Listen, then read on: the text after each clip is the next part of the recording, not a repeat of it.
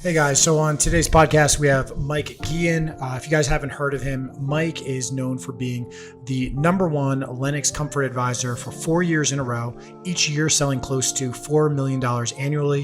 He's helped Air Assurance go from $6 million to 30 plus million and sell. I mean, all these accomplishments are phenomenal, but his new company, Hope Heating and Cooling, they've sold $2.5 million of new equipment in the first 8 months of being a business. So he's done that this year with zero marketing, with zero advertising.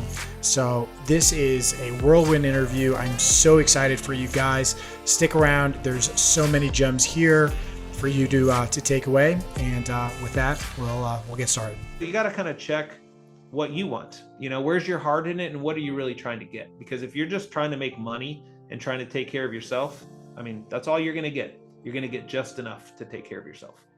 All right, everybody. So I am super excited today because we have Michael Guillen, aka Mike G, with us today on the podcast.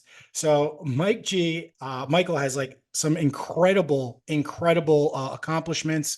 He has been the #1 Lennox Comfort Advisor for how long? How long was that, Michael? So the last 4 years. Last 4 years. And how much were you selling each year in those last 4 years? So pretty much right up against 4 million. I mean, I was doing 3.8, 3.9 every year. I'm just barely shy of hitting that 4 million mark. That is wild. And do you know like the second person in Lennox, what their number was? Was it similar, or was it like? That's a good question. I don't actually know. So I know for a long time, I mean, I was selling 1.2 million for a long time. Then it just kind of escalated quickly. But, the way Lennox tracks it is based on who sells the most high-end product, not necessarily who's just selling the most product. So their signature series equipment, I've been selling the most in the nation. Yeah. And you were introduced to me from a mutual contact as the world. It was literally in the contact information. It said Michael Guillen, world's best comfort advisor was how your contact was shared. I think that's an overreach, but I appreciate the kind gesture. And you were working previously at Air Assurance, which was Mike Rampy's company in Oklahoma. And when you started with Air Assurance, what was their revenue like when you started? And then by the time they had sold and you had left? I think at the time, I think it was probably around 6 million, when I started, maybe even 7. And so over all the years, by the time I left, we were a little over 30 million. In the first couple of years, we just kind of cruised along, but it seemed like the last, 5 to 8 years, man, there was just a ton of growth. And so it was super fun. So Mike and Marissa were the owners, and then their son David took it over and just helped kind of continue to grow the business. Excellent. And so since then, you've started Hope Heating and Cooling. So we spoke, you said you started that in February of 2024. Right now, we are 8 months after that in September. So February of 2024 to September of 2024, 8 months.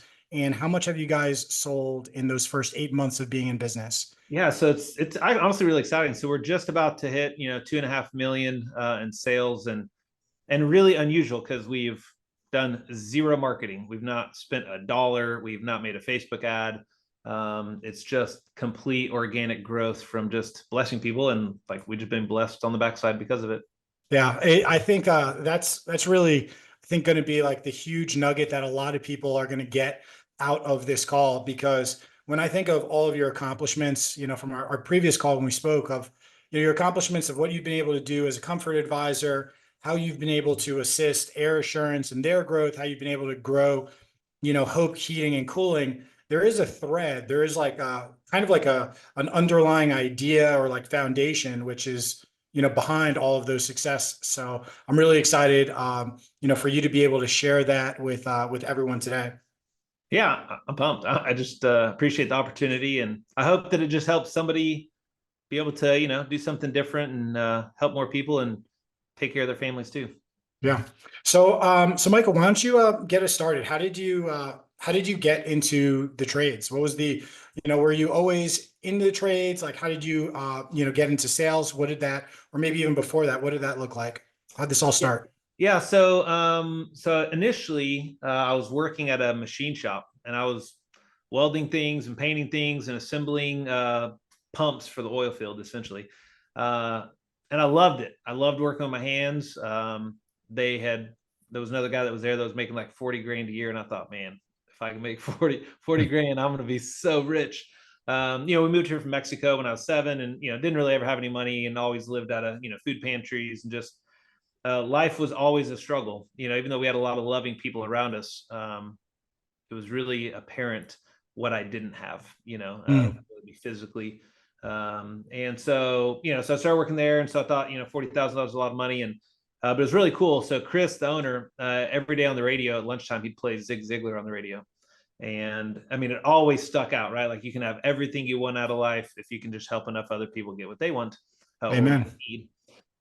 And so it just rang true. He would constantly tell me, him and Marcia and stuff, and like, you need to go do sales. You'd be so much better at this. And I didn't understand it because I loved what I was doing. I loved building things and seeing the before and after and knowing that like I did that, and the better I did, the better the product. And so eventually I listened to them because they kept telling me that it was possible to make $100,000 a year. And that seemed impossible from a high school dropout. I dropped out in 9th grade and just chased a lot of drugs and a lot of alcohol. And I sold a lot of drugs. And now when I think back, I guess, maybe I was good at selling and I just didn't realize it. But, was pretty lost, as a kid. And so, but as they continued to tell me, to go do this, I went and gave it a try, and I went and worked at a place called Ultimate Electronics. And so it was the coolest, awesomest store in town. And it was like Best Buy on steroids, kind of like the Magnolia department, where they have all the high end stuff. That was this whole store. It was really cool. And of course, the 90s kid, like electronics is what we were all about, So I went and applied, and of course they told me no, because I had no experience. And so I just asked them if they would let me try and at least work in the warehouse, do delivery or whatever it took. And so I did, and I did awesome selling Monster Cable and all the extended warranties, when we would go out and try and help customers. And so in the middle of that, I finally got the opportunity to do sales with them and how to go to a pretty extensive sales training class in Thornton, Colorado. And in that first year, got close to selling $1 million. Worth of Monster Cables? No, just worth of like TVs and electronics and all that stuff. I did sell a lot of Monster Cable.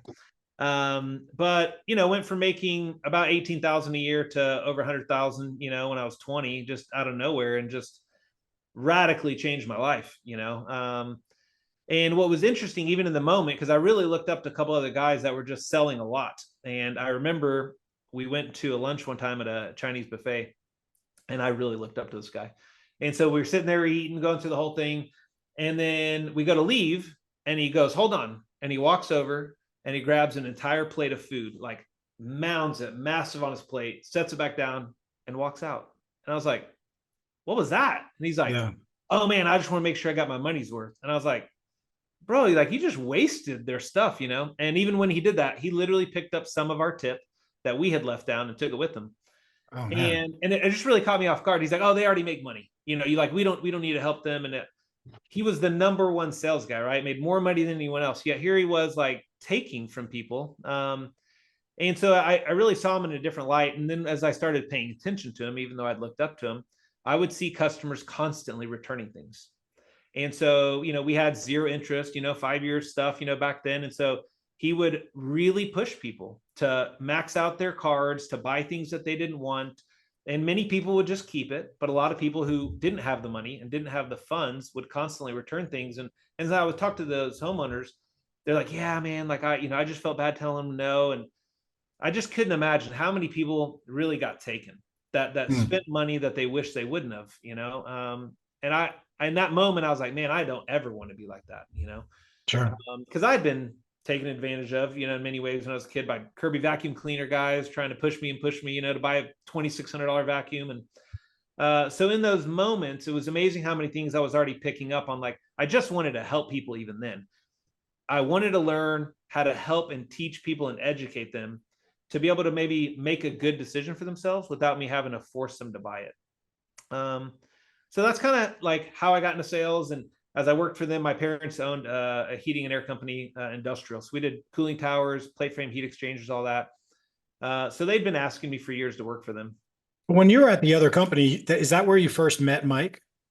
Yeah. So actually, when I was at Ultimate, so Mike Rampy bought one of the first 50-inch plasma TVs in Tulsa. And so, $24,000 for a 50-inch plasma.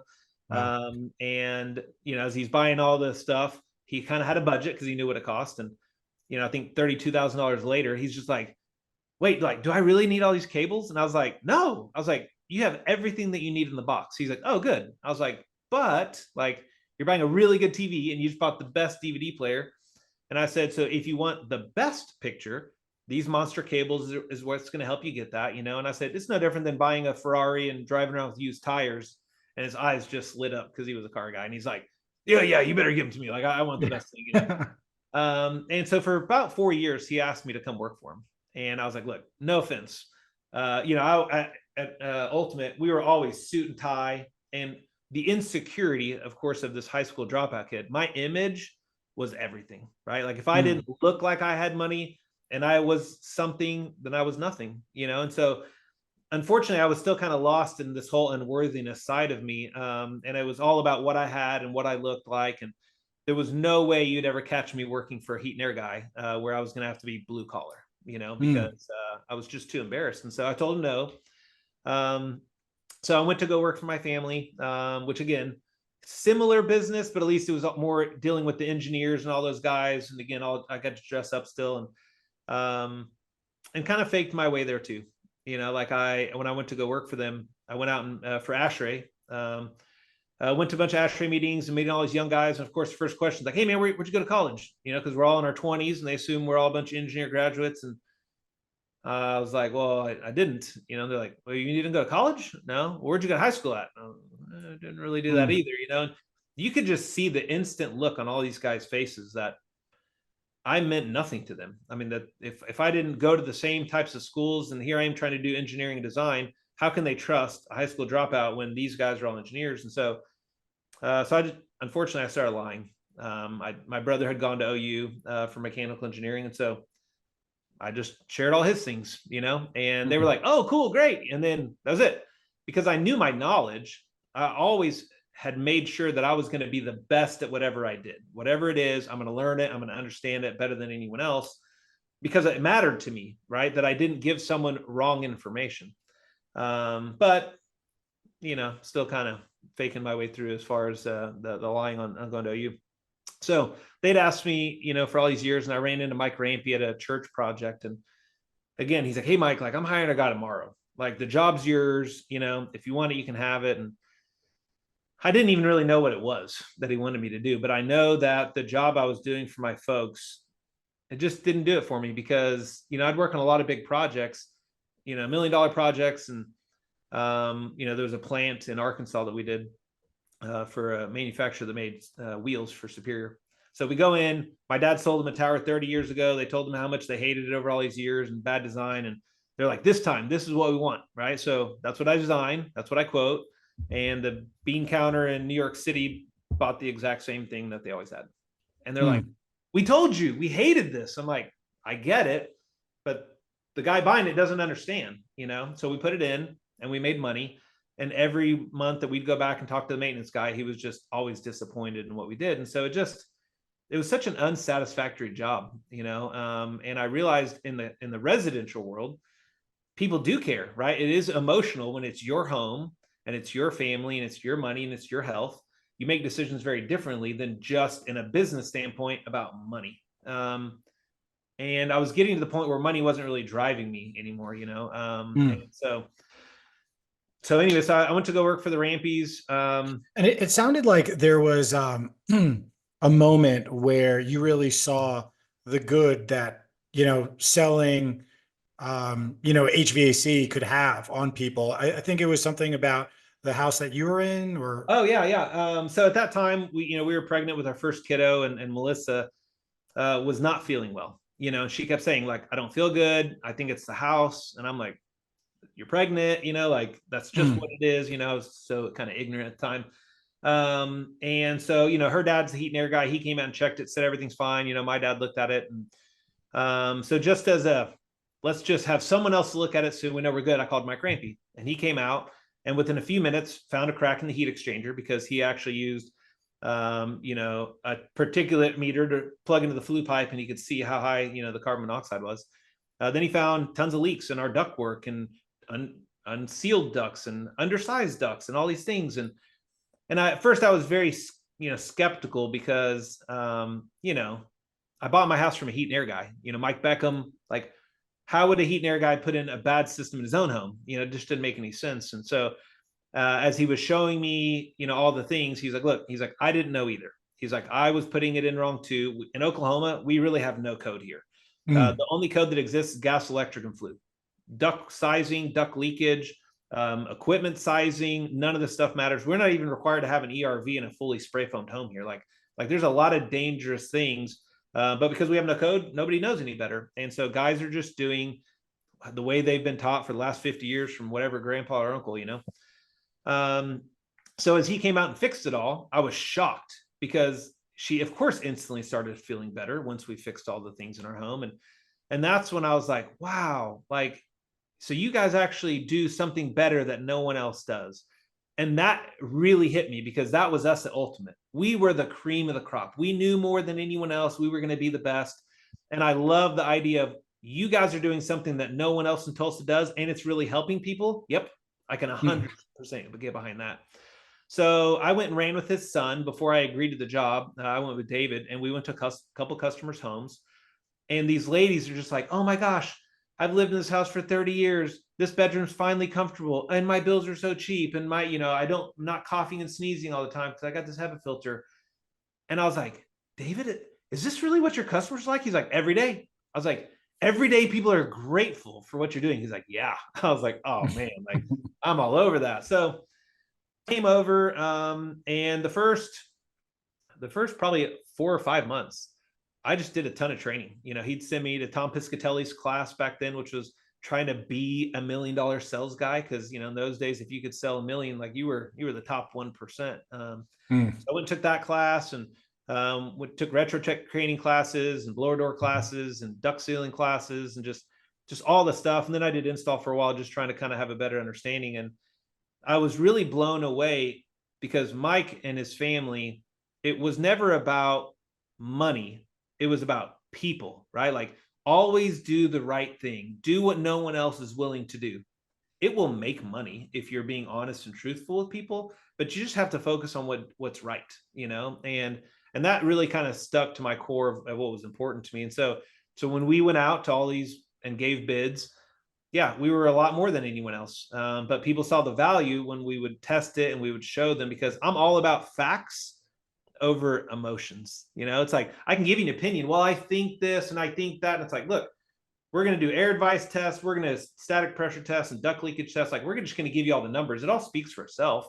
And once they see that and they understand what it really means, like then the homeowner can make a wise, educated decision. And it's not about me trying to push anybody, What I'm hearing, which is like really, really interesting, is that, Mike's philosophy, it's about treating, the customer well, but it's also about treating his employees and his team members really well. Absolutely. It's like he saw that in order to get to the customers, he needed to really invest in everybody on his team.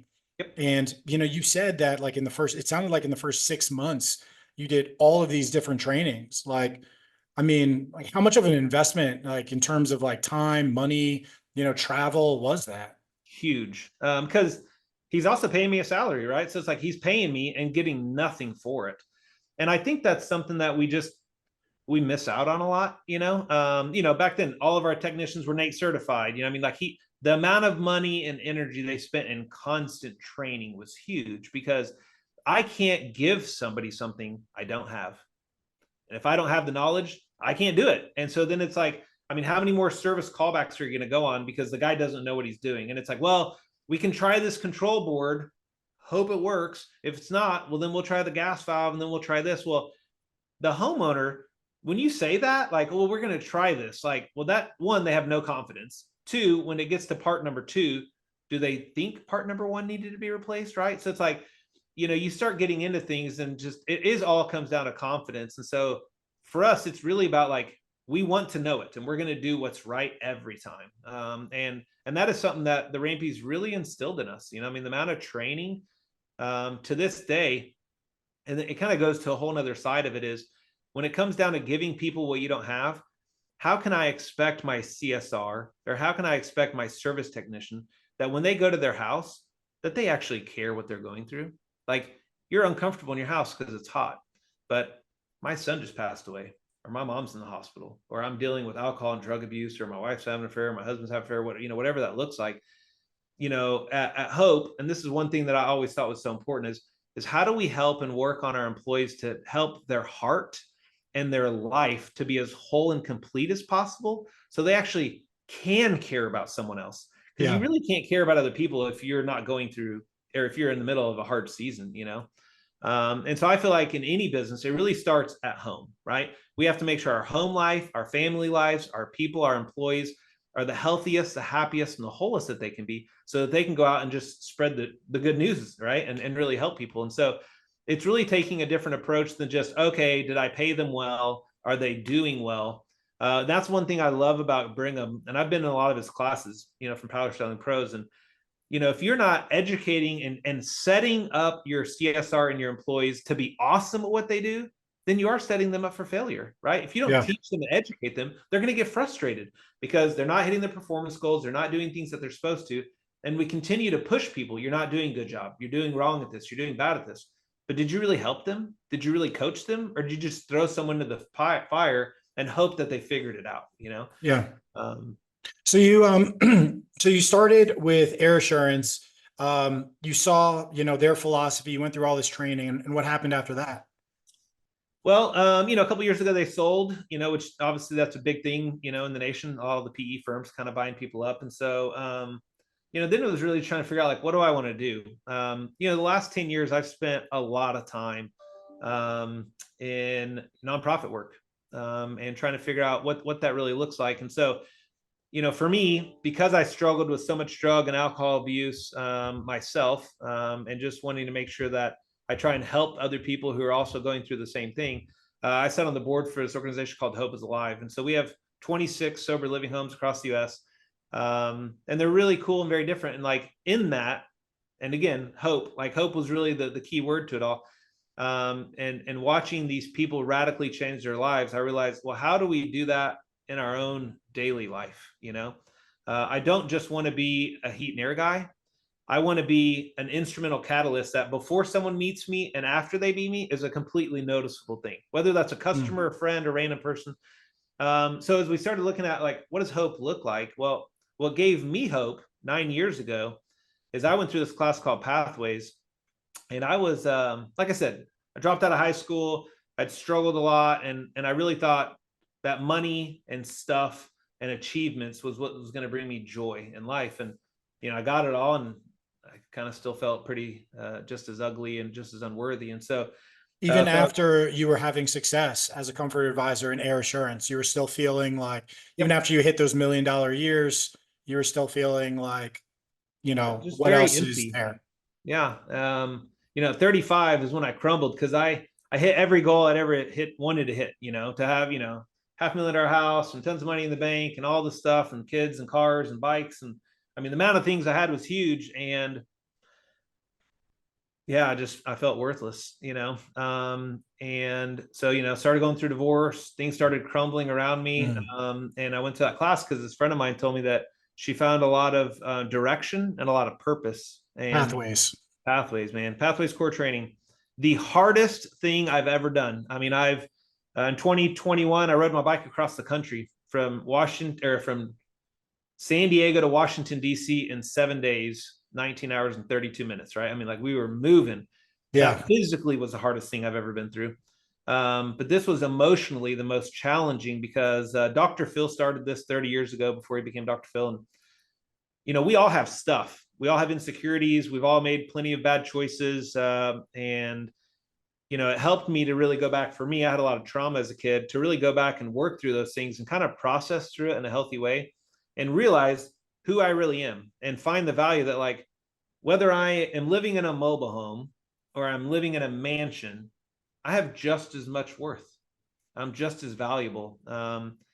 and I can be just as good of a father regardless of what I'm doing. It just matters, like, am I really giving people time, which I feel like is the most precious gift we all have. Yeah. Because every day, whether it's tomorrow or you guys get another 50 years, every minute that we have and how you choose to use it is honestly the most valuable gift that we have.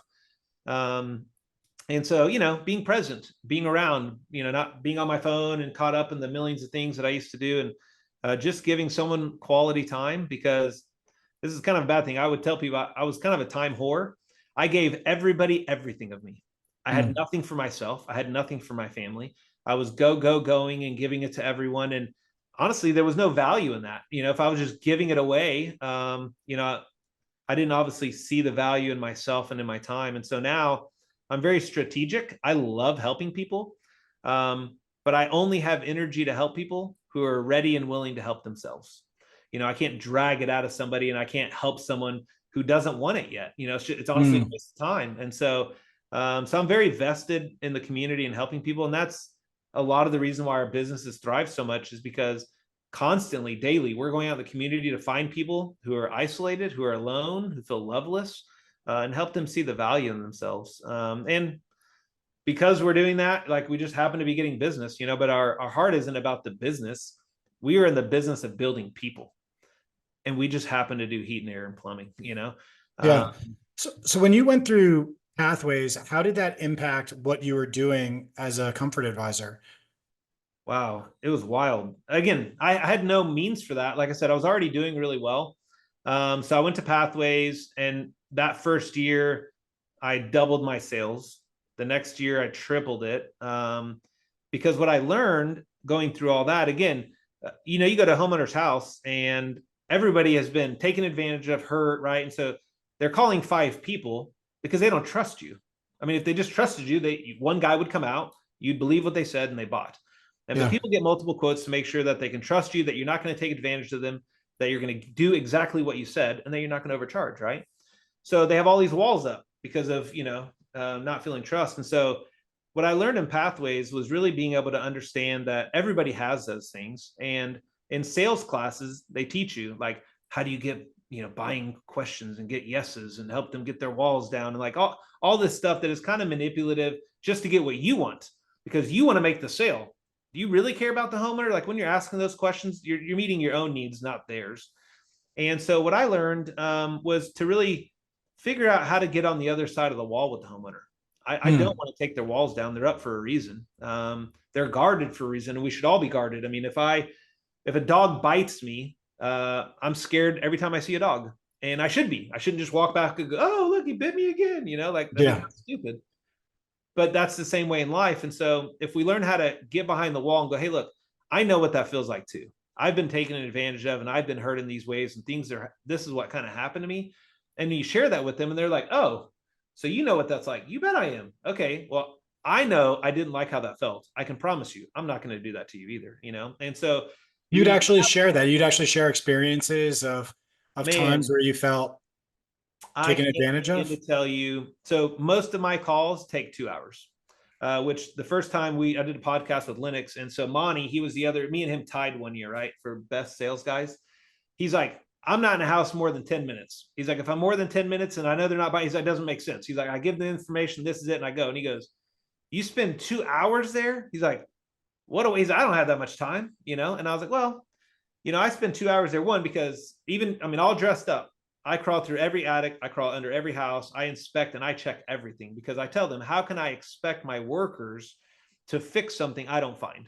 Right. So if you're the comfort consultant going out there and you're not identifying it, well, then they're not fixing it. That's just a fact. Right. So I'm going to spend the time to go through it all. But more importantly, I'm going to really connect with them. And even just in our conversation, I would tell you, the majority of all my homeowners know that I've dropped out of high school. The majority of all of them know that I've been through a divorce, or I got molested as a kid, or that I've had hurt, or I've done drugs, because I lived so much of my life fake. I hid behind so many masks of, whether I went to college or, that I'm happy and that everything's great in my life. And, it doesn't serve me. Even this little bracelet I'm wearing, it says, I am a happy, joyful father, a man of integrity who is forgiven by God's grace. And it's like, I just want to be as authentic as I can. And that is something that in today's day and age does not exist. Yeah. And I really don't care if I make a sale. I really just want to be there because maybe that day, that homeowner, maybe all they needed was a hug. Maybe they just needed to be seen. There are people that call that are elderly who they're just getting quotes because it brings people in their home because they're all alone. And I don't think most people even realize that people do that, but they do, And so I just want to live in a very different way. And maybe that's not for everybody. And people will say it's kind of cheesy and weird, but what's the point of going out and living life if we can't even be who we are? And I've lived in so much shame and guilt for so long that I just, the more I share it, honestly, the freer I feel. And I can't tell you how many times I share something and they go, man, well, I went through that too, or I'm struggling with that today. And then before you know it, people are crying. They're like, I can't believe I've never shared that with anyone. I can't believe I shared that with you. I don't even know you. And I'm like, well, thank you for trusting me enough to share that. Right. And so now, like, if you go look at my Facebook feed, like all my customers, they're my best friends. Like we do life together. They come out and they join us, or we go to church together, or like our business, we started a nonprofit called Day of Hope. So on the first weekend of every month, we go in the community to love people.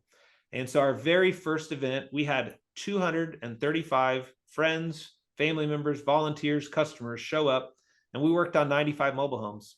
And we fixed roof, we put in heat and air systems, we fixed plumbing, we gave clothing, we fixed flooring, because this lady literally, she had so many holes in her floor, like snakes and possums and stuff are crawling in her house. And so for 2 days, we just played games with the kids outside and fed them. And we brought nonprofits to feed them and bring in, single mom ministries and stuff. And that's what we do every month, So it's like, we're not just looking to find a customer to give us money. We're looking to find somebody who sees our core values and loves things that we want to do in the community and walks alongside of us. And so we're literally constantly, I don't need to put advertisements up because all my homeowners are wearing these Hope Dealer t-shirts, that on the back say Hope Heating Air. Like, these people are advertising and so proud of what they did because they're like, well, what's a Hope Dealer? Oh man, I went with this heat and air company and this is what we did. Like, they're sharing what we're doing. I don't have to talk about it, because they feel good about it. Like, they got to serve their community and we just got to be the platform that helped them do it, And it's so powerful, and I really hope that people listening like really take this to heart because right now it's a difficult year in home services. And so for you guys to go from 0 to 2.5 million sold in 8 months is absolutely astounding. And I speak with hundreds of HVAC, plumbing, electrical companies around the US, and this entire year, I've probably spoke. It's just a handful of people who they're growing year over year. But there's one person. There's your company, Hope Heating and Air. But there's one other person that I spoke to that has experienced that this year. And the way I asked him, "What do you do with your advertising?" Like, "Oh, I don't do any advertising at all. What I do is I'm just active on Facebook groups, and when somebody needs help, I give them help." And it's on a much smaller scale than I think what you're doing, and it's like just an individual, and it's the same exact thing with his attention to his employees. He had told me that he had bought some of his techs houses, like he had actually, like they had trouble and he had bought it from the bank, and then was like acting basically on behalf of the bank for his employees to make sure that they were able to stay in their homes, which is astounding. And it's just this idea that just doing the right thing, serving your community, like that could be the way to grow your business. That's right. I think it's the best way to grow the business. I mean, like, I drive around town and I just see the millions of dollars a year that people are throwing on billboards and commercials. And it's like, all say the same thing. Look at me. We're the best. We're this, we're that. And it's like, how many people you guys could bless, with all that money. And so that's why we refused. We were like, look, we're going to do this and we're not going to spend a penny on marketing. And any money that we're going to make, we're going to give, we're going to give it to other people. And God has honestly blessed us with that. I mean, it's, right now we're not even in October yet. And right now our entire month of October is completely booked with installs. We're about to start moving into November to start booking things. And it's like, I talk to friends, they're like, yep, we're shut, we're firing, install crews and we're shutting this down, we're slow. And it's just like, I'm hoping to hang on as long as we can, just with the constant growth. But So is Hope Heating and Air, is that like a for-profit entity it or? is. Yeah. So Okay. Hope is the business, and then Day of Hope is our nonprofit. So we kind of run them independently, still under the same, house, but And this isn't that I'm sorry, please continue. no good. I was going to say that this isn't the first time that you've seen, like what nonprofit work could do to, impact the growth of a for-profit entity, Yes. because it sounded like, that was part of what happened with Air Assurance going from 6 million to 30 million. Obviously, Mike Rampeys was doing an amazing job, him, his wife, Absolutely. his son. But could you maybe talk about, I think it was teen suicide prevention and how Yeah. that impact, what happened there? So, when I started, Mike and Marissa and all of them, they were like, hey, look, like all we do is we're involved in the community, right? We were heavily involved in Broken Arrow schools. I mean, like they have such servants' hearts, And so they said, look, you need to find something to be involved in. So I tried Big Brothers, Big Sisters, and pretty much any nonprofit. I jumped around from lots of different ones, but finally realized that I had a hard time just following someone else's lead. Like I always kind of wanted to beat to my own drum. And so we started a cycling team called the Air Assurance Cycling Team, and start off with 30 people on the team, and within probably a couple of years, we had about 130 people that raced for us. And now you have people who are racing, $15,000 to $20,000 bikes, or a lot of times doctors and attorneys and people who are well off to do, who also care about others, who are affluential and want to make change in the community. And so here we have this massive team of people who are great people who want to be healthy, who want to be well. And we had tons of money pouring into the team. And, I was just paying and giving away free jerseys and stuff. And finally one year I was like, what if we do something good instead of giving you guys all free stuff? You guys can afford your own stuff. Like, let's go do something else. So we started helping with starting these different bike clubs. And so, on Wednesdays after school, we'd go ride to Broken Arrow, and we would provide the bicycles for 30 kids, and we'd mentor them and ride bikes with them every year. And we always pick kids that didn't have dads at home or that were incarcerated, and kind of got to show them what it looked like to have a positive role model. And at the end of the year, we'd give them the bike, and then we'd kind of do it again.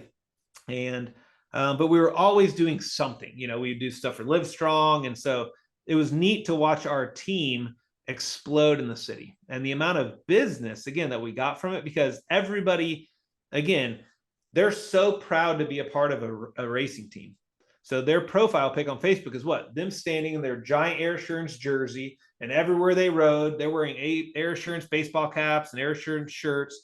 We could never get employees to wear anything from work, right? And here we are, we have hundreds of people in the city, and then everybody's a cousin to somebody who races, who rides. And, so we got crazy amount of business. And that was led to most of my successes.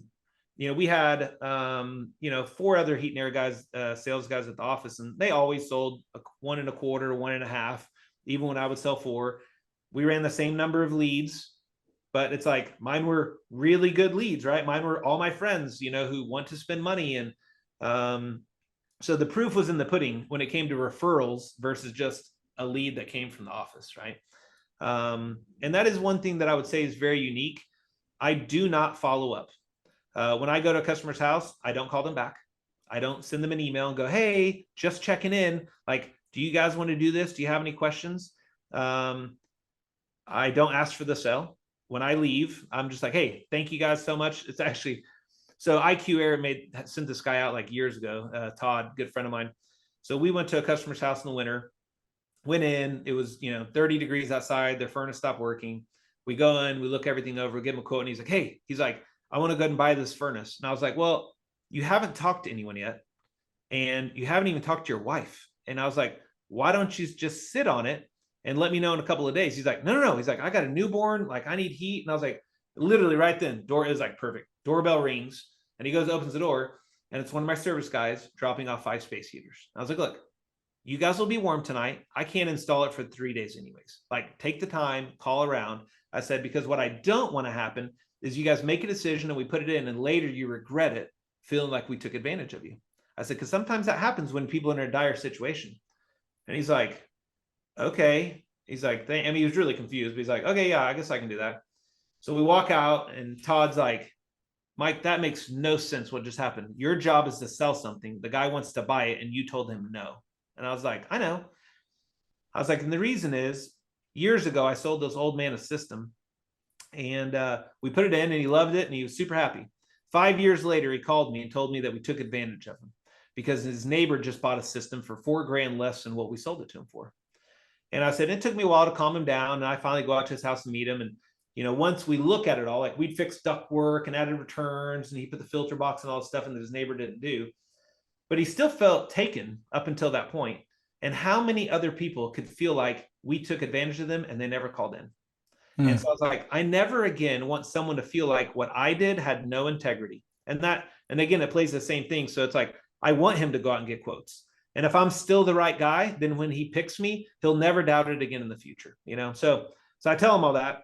And then he's with me for 2 days. And 2 days later, the guy calls back and he goes, hey, Mike, he goes, just want to let you know, we talked around. And he goes, we are going to go ahead and buy from you. He goes, but now that we've looked at it and we've talked about it, he goes, it does make sense. You're right. We're going to go ahead and replace the air conditioner too. And so they went from the cheapest thing because in the moment they hadn't pre-planned this. They did not have the money. They didn't know what to do. And he was just like, oh my God, I just have to get this running so my wife doesn't kill me. Let's just pick the cheapest thing. And when he thought about it and he looks at the numbers and he sees the rebates and everything, and he sees what the long-term cost is going to be when his air conditioner dies and he really has to fix it again. Yeah. So it was a little more than a double price on sale. And Todd just looks at me. He's like, there's no way that just happened. And I was like, it happens all the time. Like, just do what's right for people, And so, yeah, to think that I sell about 4 million a year with not asking for a sell, with no pre-closing questions, every time I'm with a homeowner, I always say, whenever you do it, whoever you buy from, whenever it is, it's like I'm doing the complete opposite. And it's funny because I'll go through and show people all this duct leakage. And I'm like, hey, like when you change in the future, and they're like, well, but can I do it now? I'm like, I mean, you can. And they're like, well, can you even give me a price to fix it now? I'm like, well, sure, I can do that. Like that's now they want it. It's not me putting it on them because I mean, it is a little reverse psychology, I guess you could think of it. But like, I genuinely, again, I don't care if they buy it or not. I just want to help them to make wise choices. And so if we teach them and educate them and we give people the space to make a choice, you'd be surprised how often that they'll pick what is right for them. Maybe you're not a good company. I don't mean to rudely, but there are some people out there that you guys do a lot of bad stuff. I hope that you guys want to be the best versions of yourself because, people are calling you because you're an expert. I don't want to go to the doctor, but if I had to go in and see a brain surgeon, you better believe I'm going to wait for the best one. Okay. I'm not messing around. And like, why would you not want to be the best brain surgeon, the best heat and air guy, instead of just the guy that maybe kind of checks it and kind of puts it in okay and tapes it all together? Like, I guess I don't understand just being complacent and good enough. I don't want to be good enough in life. I want to be excellent. And I believe that everyone has the capacity to do that. They just have to want it, and maybe classes like Pathways, or there's another class called the Discovery. Maybe you need a kick in the butt. Maybe you need to go work on something to realize how valuable you are. Because if you can see the value you have in yourself, well, then you can share it. But if you think you're worthless and you're no good, well, that's kind of the work you're going to do too, unfortunately. I think people can smell it on you also. Absolutely. I see it all the time. When you train the comfort consultants in Hope Heating and Air, because your style, your approach, it kind of breaks all the rules. But then, like the time, the amount of time that you spend, the things that you omit from the sales process. But on the other hand, you do a lot of things that other people don't do. The fact that you're getting so many of your leads from a referral, the fact that you're, investing in them, in the connection with the other the person. So when I'm just curious, when you train comfort consultants, how do you approach that? Do you tell them to do it the way that you do it, or do you, listen to maybe some of the trainers out there and their standard advice? What does that look like? Yeah. So even at Air Assurance, I trained probably 7 of the guys, and over all the different years that they were there. And what I would tell most people is like, look, this is obviously what works for me. Okay. We're all different and we have to beat to our own drum. But try what I'm doing and then figure out how to make it your own, you know? And, you know, Paul, he's one of my best friends. He basically did that. You know, he was the first guy that ever sold over 2 million, you know? And it was awesome to watch him because like, he just did what I said and tried to be as authentic and open as possible, you know? And he came from hospice. He knew nothing about heat and air, right? But again, we educated him, we taught him. He's a very bright guy. But he learned like how to communicate with people. And that's really the answer to everything. Are you doing what's right for the homeowner? Are you being willing to help them in ways that they need, not you need? And how desperate are you or not? You know, I mean, like if you're just willing to go out and help people, I promise you, every time the money will come in. And so, but when we live by, oh no, I need to feed my family and I don't have money, and this is my only lead for the week, I have to do this. Like, yeah, you want to talk about feeling desperate and then picking up on it? Of course they are, you know? And so for me, because I believe in God, that's also my thing, right? Like sometimes you just have to trust, you know, you have to trust that in the long run, it's going to work out. And if I go out today for a lead on an equipment sale that really doesn't need to be sold, but I can educate them to say, hey, look, like here's really what's going on with your system. And probably the best thing for you is to wait 2 years, you know, save some money. Don't go get a loan. I mean, there's all these lease programs that's like ridiculous how much extra interest you're paying. Like people get pulled into things because they're feared into, well, if I don't buy it now, I'm going to be screwed. Right. And that's how people come out and sell. You got to replace this. It's bad. It's this, it's 20 years old. And it's like, well, give them a little more freon, you know, go ahead and change the capacitor. Let's give them a year or two. And if you take it off the table and you give them the chance to save or to think through things properly, right? 2 years from now, when it does die, who are they going to call? No, they'll remember you. They're going to remember. Yeah, I'm the guy that told them not to do it when everyone else crammed it down their throat. And so we used to say at Ultimate Electronics, so we had Best Buy, Circuit City, and Ultimate Electronics. We were right in the middle, right? And people would come to us first or sometimes second, and they'd do that. Oh yeah, I'm going to go check this other store out, but you know, don't worry, I'll be back, you know? So I tell people all the time, like, I love the be back bus, man. I'm trying to load up people on the be back bus for the future because I don't care about making a buck today.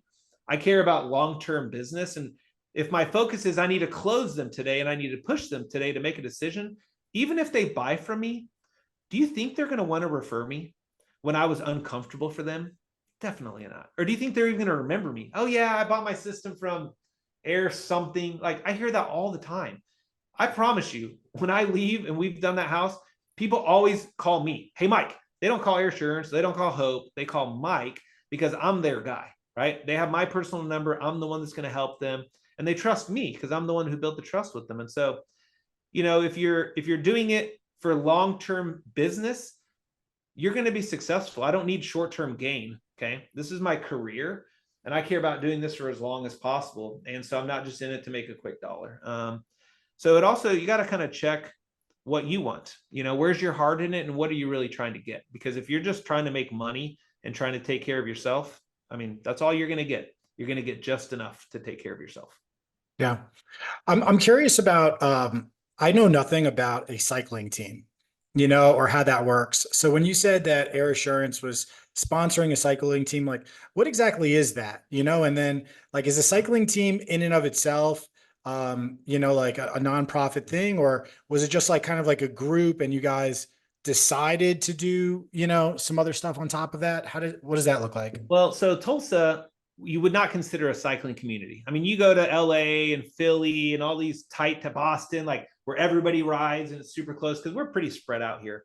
But Tulsa is a very big cycling community. And what that looks like is, you know, you have golf, right? People love going playing golf. It's the best way to connect. And that used to be the thing. Like, we're going to go hit some balls and we're going to go play golf. And that's how we were going to connect in business, right?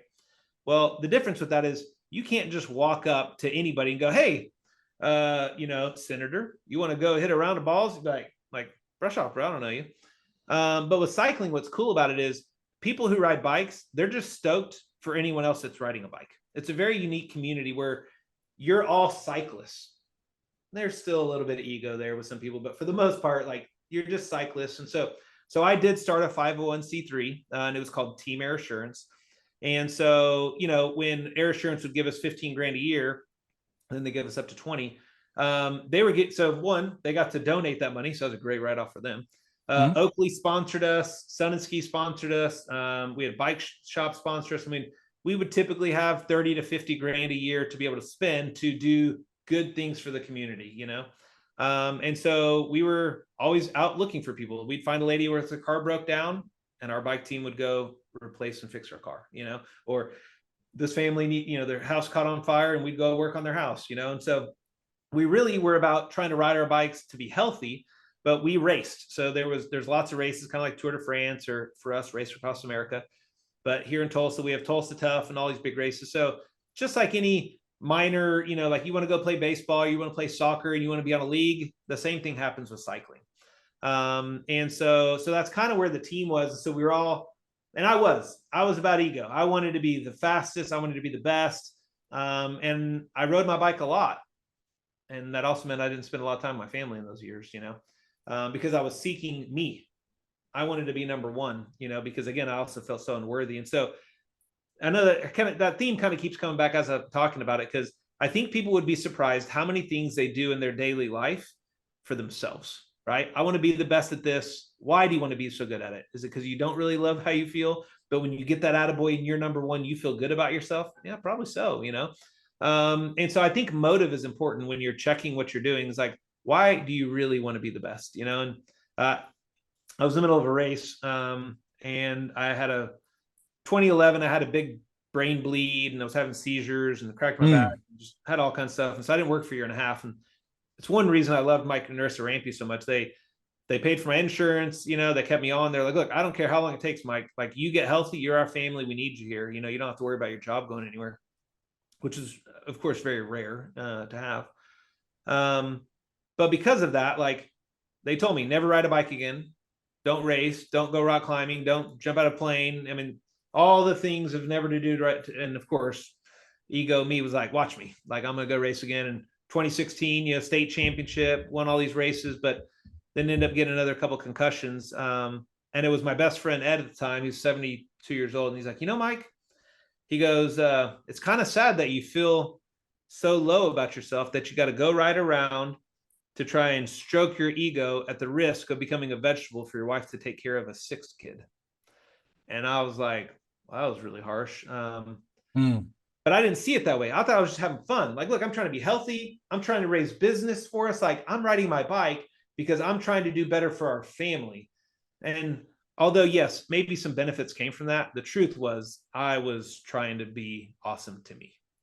And it wasn't about those other things. Those just happened to be good byproducts that I could make excuses on. Well, I work so hard because I work for my family and I do this, it's like, but it was me driven. And but anyway, so we raced a lot of bikes, and then we started team suicide prevention, and 8 of us, like I said, rode from San Diego to Washington, D.C., across the country, and, all to help spread hope. And, we were in the race to save lives, and we were sharing our own insecurities and our own testimonials, because most of us had struggled with suicide, or we'd lost a lot of family to suicide. And, and so it's like in the middle of the ego, at the same time, like, beautiful things came from it.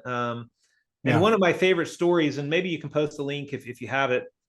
So in 2020, I get a phone call from this lady, Pam, and she called me and said, hey, there's this kid riding his bike across the country, and he's in Sapulpa, and he's got a ruined tire. Can you get him one? I was like, yeah.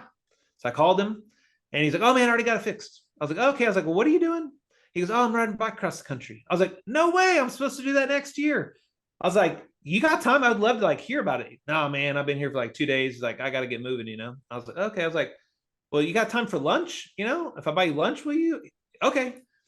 So I go over there, and this kid's 17 years old, and he's me. He's dropped out of high school.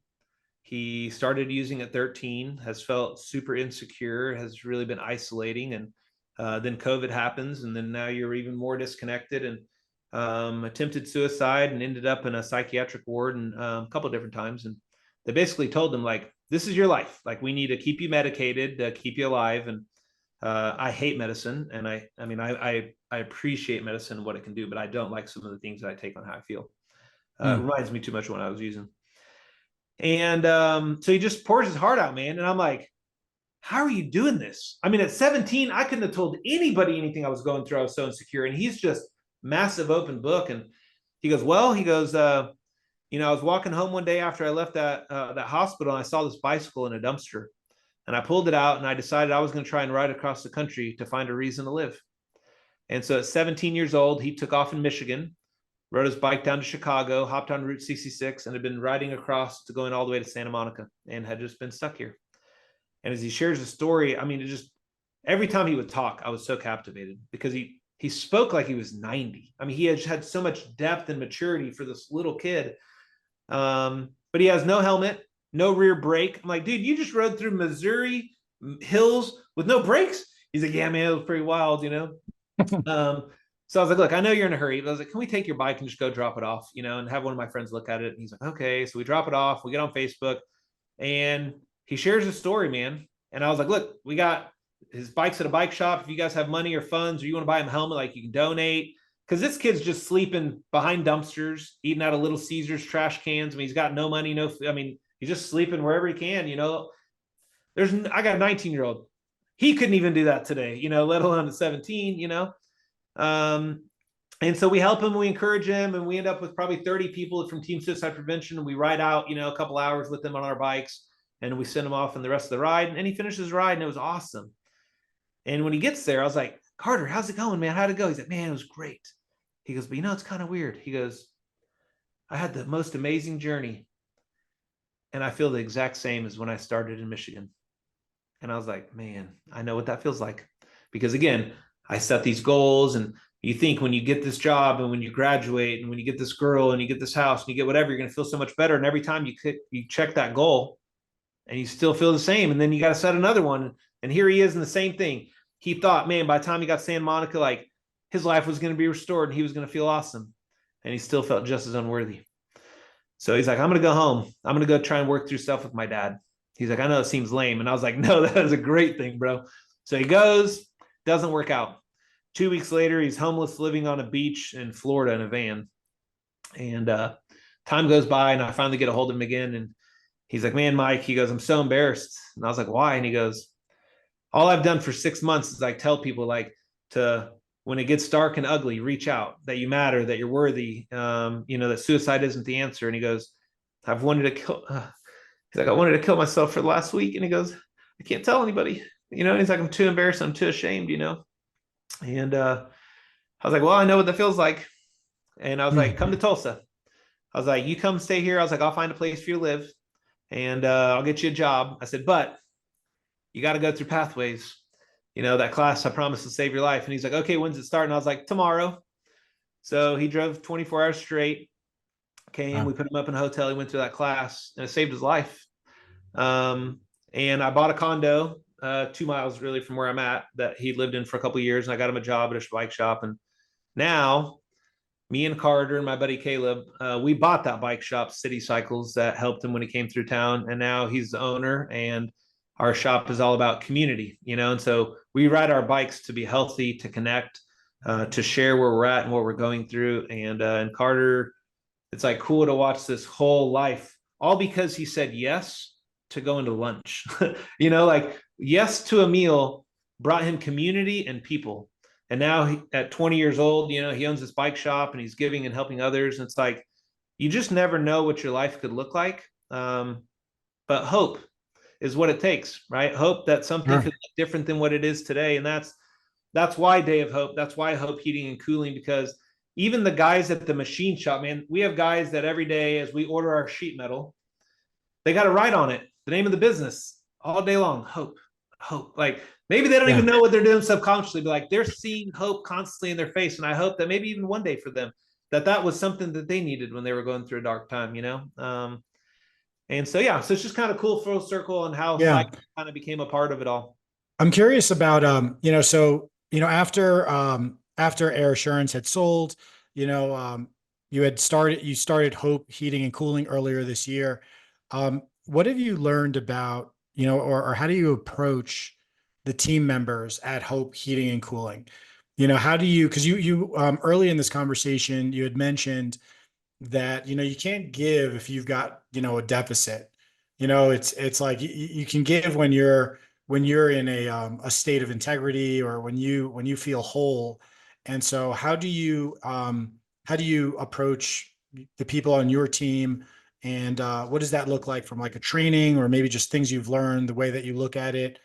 Could you maybe talk a little bit about that? Well, I think a lot of it is really seeing people for who they are. Okay. Sometimes, like I believe one of my spiritual gifts is encouragement, and to shepherd people. And it's like, sometimes we don't see how great we are. And that same thing goes for me. I mean, the craziest thing, the guy who was selling me drugs as a kid is the guy that saved me from it too. Hmm. Like he literally sat on a porch one day and he's like, "Hey, Mike, like, that you're better than this." I'm like, "What are you talking about?" Like, he's like, "You're so much better than all these drugs." And I was like, "You're the one selling them to me. Like, how are you telling me, like, what if it could be better for me, couldn't it be better for you?" No, man. He's like, "It's too late for me." But as we talked through stuff, like, he helped me get past that. And it's like, without Mike O'Rourke, I wouldn't be where I am today. Right. Because he literally helped me walk away from the life that I was stuck in. And it's like, today, every one of my employees, I'm no better than them. I'm no better than anyone. And I think when you come to leadership, sometimes that happens, is that we get so up on where we are that we do think that we're here. Right. And the reality is, and we've talked about this a lot with Martin and all my guys, like, we all have the same seat at the table. I don't care how much I own or don't own, or what you do or don't do. It doesn't really matter. We're all in the same place. We may be in a different part of our journey, but we're all at the same table. And so then, I've heard it so many times in all the different places I've worked, is, "Oh, our door's always open." You hear that in every business. "Oh, you can come talk to me." Um, but because I choose to lead with integrity, openness, and authenticity, right? Me and my buddy Scott, I was helping him install a package unit about a month or two ago. And there we are, sweating it out, 100 degrees outside. And, we didn't have the extra help. So I went and did the install with him, which, of course, the owner of the building is like, "You're doing install?" And I'm like, "Yeah, I'm no more above it than anyone else. And if you need help and they need help, of course I'm going to come help them." Like, I'm never going to put somebody in a situation I'm never willing to do myself. And that is one Hmm. thing that I say a lot. And so there we are. And we spent 6 hours pouring our hearts out to each other. I shared all my stuff, and wouldn't you know, wow, well, if Mike can share that, I guess I can trust him with my stuff too.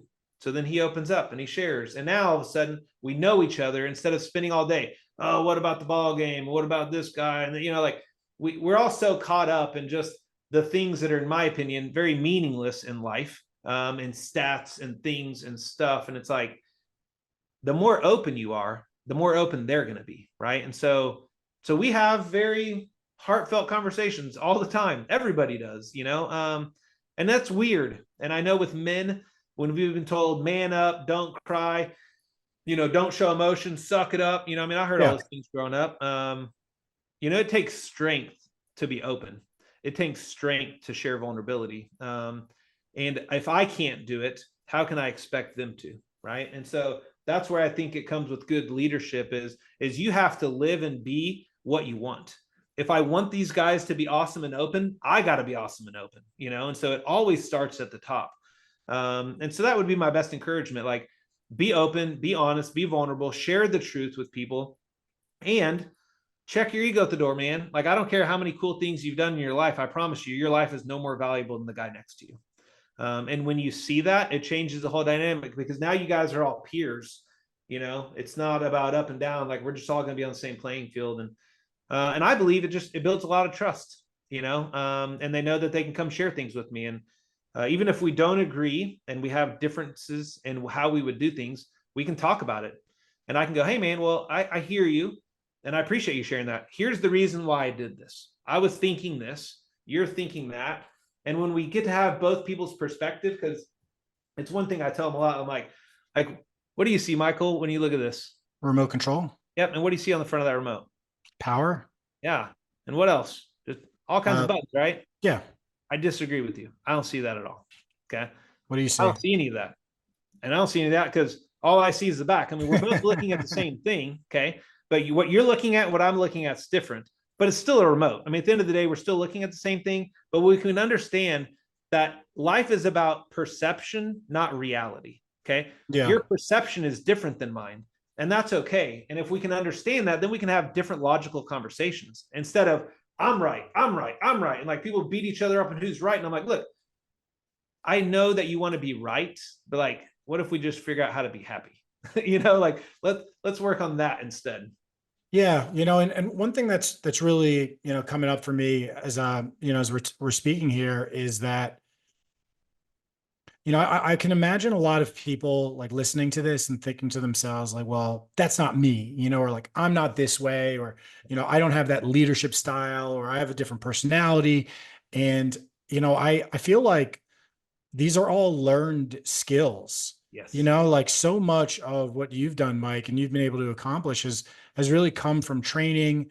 Like when it comes to, I mean, your entire story, when it comes from being at Ultimate and going to Thornton, Colorado for that like in-depth training, when you started Air Assurance, and the months of training that you were getting there, and pathways. And it's obviously very clear that the things that you've learned from being an active member of the church, it's like these are skills that people can acquire Yes. if they're willing to invest in themselves to get those skills. Yep. I've watched it over and over happen for so many people. I mean, in 9 years of going to Pathways, I've sponsored through 72 people who would all have told you that everything I'm saying is not who they are. I'm not that way. God didn't make me that way. If I was supposed to be that way, I would be this way. Like, this is how I lead. This is what my dad taught me. This is what I am. But the reality is that so much of what we are is because you're right. It is how you were raised and what you learned. But sometimes that wasn't always the healthiest way. Okay. And I know a lot of people who are extreme introverts. That's not who they were made to be. My mom was an introvert, very much so, but it's because people made fun of her. And maybe her dad told her not to talk, or that your laugh's not good enough, or you shouldn't do this, right? And so Yeah. you've been conditioned to be a certain way because of negative things that have happened in your life. And so it's safer to be an introvert, because if I'm an extrovert and I put myself in front of people, somebody can hurt me and someone can put me down. So then I can say, oh, look, I am just an introvert. Well, I'm an introverted extrovert. I used to be just totally extrovert. And what I mean by that is I totally got my energy from people. I could be around 20 total strangers and it felt so good. But the reason it felt so good is because the whole time I was around them, I was taking from them. I was like, hey, look at me. I'm this, I'm that. Let me tell you all these great things about myself. So you Yeah. can tell me how great I am so I can feel awesome. Like that was the extrovert in me. Okay. Yeah. Validation. Yeah, validation. I mean, I needed it because if you weren't giving it to me, I didn't have it. Right. I didn't have the worth unless someone showed it to me. Right. And so now I love being an extrovert, but I don't get my energy from that. Being around a lot of people takes from me now because I'm actually giving. I'm not taking. Right. There's a big difference. So when I go around a lot of people, it is for me to give and to help them, not to receive. And now when I receive is in quiet time. I never would have said that. I sit and I read and I be alone. And anyone that you would have talked to 3 years ago would tell you that is 100% not me. I wasn't even capable of being alone. And now I long for it.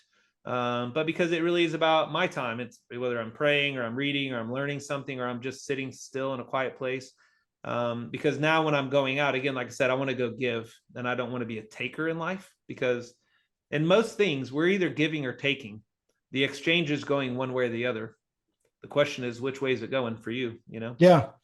It's for I mean, people who are listening to this, vast majority are business owners. And, I really hope that what they take out of this is like, as a business owner, you're a leader. You are a leader. You've got, the ability, the access, the agency to impact your community in a very unique way. And I really hope that people take on improving themselves, investing in their team, and really just building up everyone around them. I think this has been really, really great, Mike. I really appreciate everything that you've shared with us. Just to kind of wrap this up, how can people get a hold of you? Are there any like closing thoughts, or ideas that you wanted to share? I mean, definitely find me on Facebook or my email. I don't know if you post links, but I'd love for you to share a couple of those videos from I'll some of post the it things that in happened. the description. Okay, that'd be awesome. No, I'm just as I reflect back through it, I mean, it's so interesting, the gifts that we've all been given. And if you can recognize the ones that are special to you, I spent a lot of my life trying to be who everyone else wanted me to be and who everyone else needed me to be. And when I finally was able to just stop and sit in it and be just who I was made to be, all of a sudden everything got easier. It wasn't as exhausting, it wasn't as hard. And so that's my hope for you guys. I hope that you find who you were really called to be and that you guys take the time, because the doors of our life are constantly closing. Time.